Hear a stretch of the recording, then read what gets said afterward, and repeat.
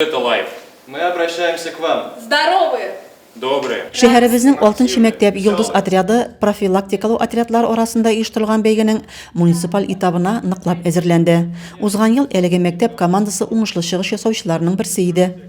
Йолдыз отряды әгъзасы Фәридә Хәсәнова мәктәпнең иң актив укучысы. Ул күп еллар инде мирас ансамбленә йөри. Бу отрядка йөрү миңа җаваплылык өсти. Без һәр нәрсәдә үрнәк булырга тиеш. Тәртипкә өйрәтә, сәламәт яшәү рәвешендә алып барырга өйрәтә. Агымдагы елда пандемия бәйге шартларына төзәтмәләр кертте. Бәйгенең муниципаль этабы һәр мәктәпнең үзендә оештырыла. Авыл мәктәпләре исә читтән торып яки онлайн форматта катнаша. Жюри һәр мәктәпкә үзе килә. Бу конкурста безнең 14 команда катнаша. Авыллар заочный тур була аларга. Профилактикалау отряды визит карточкасы, иҗади бәйге, интеллектуаль конкурс һәм стройда йөрү буенча имтихан тота.